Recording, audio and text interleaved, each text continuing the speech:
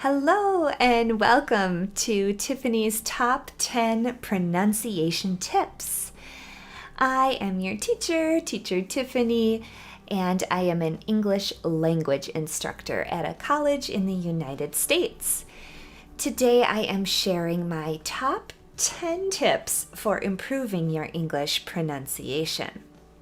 Tip number 1 is stress important words and syllables. So just like this little bright guy in the middle, we want to make the most important words stand out from all of the other words. So how do we do that? Well, let's take a look at tip number 2. Tip number 2 is to spend time on stressed vowels. What that means is you're actually going to lengthen the vowel. So if the most important word is time, what I will do is spend more time on the stressed syllables. So you can imagine that you have a rubber band and try that time. Or you can use your hand to push forward that important sound. Time, and the time it takes you to push your hand forward and back is going to help you lengthen those important vowel sounds. Tip number 3 is, a good one. Reduce unstressed vowels to schwa. What is schwa? Schwa is a really small vowel sound. It just sounds like And many vowel sounds in English can reduce, so they change from their regular, normal length vowel sound to this short, unimportant schwa sound. So for example, if I have the word banana, you know that word is spelled with 3 letter A's, but it only sounds like one, banana. The stressed syllable is in the middle, and the other 2 A's are this little schwa sound, banana. So we use schwa to help the important syllables stand out. Tip number 4 is an easy one, but it's also really important and really helpful if people have a hard time understanding you. Just pause between your phrases. If you speak like this and you don't take a breath and you never pause between your phrases, nobody will understand you because it seems like you're going too fast. If you take a break and pause between your phrases, it gives the listener time to understand what you're saying. Okay, tip number 5 is to link the words within the phrases. So pause between each phrase, but within the phrase, all of those words should be linked together. No pausing between words, only pausing between phrases. Let's look at tip number 6. Oh, this is a fun one. Tip number 6 is mumble. Mumble means to talk like this.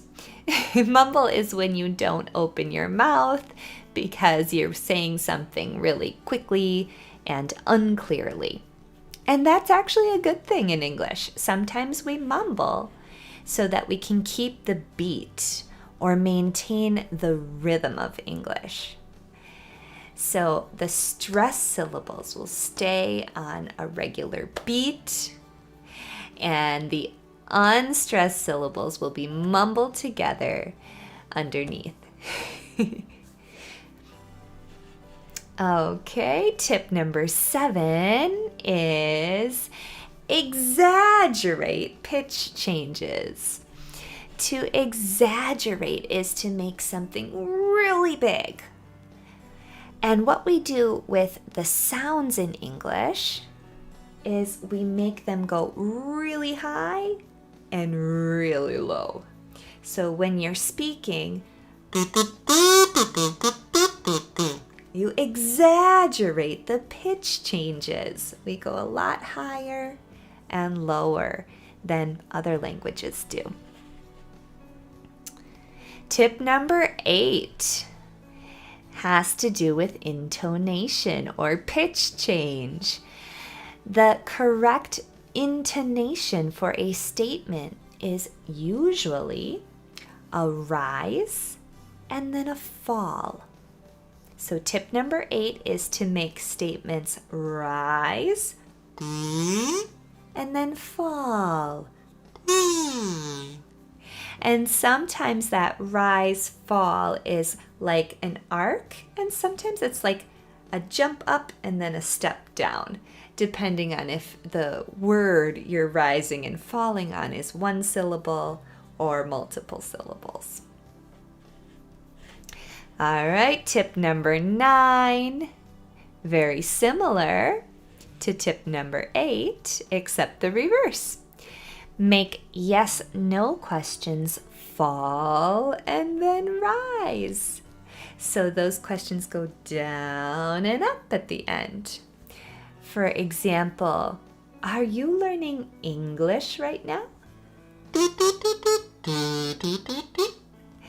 It's a yes/no question. Are you learning English right now?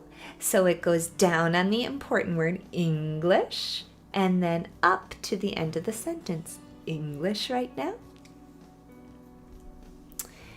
However, if I'm asking you what language you are learning right now, I'm going to actually raise and then lower my voice. So tip number 10 is for WH questions, rise and fall. What language are you learning right now? What language are you learning right now? Did you hear how I went up and back down? Because I added the WH word at the beginning. So, thank you very much for joining me today. Those are my top 10 pronunciation tips.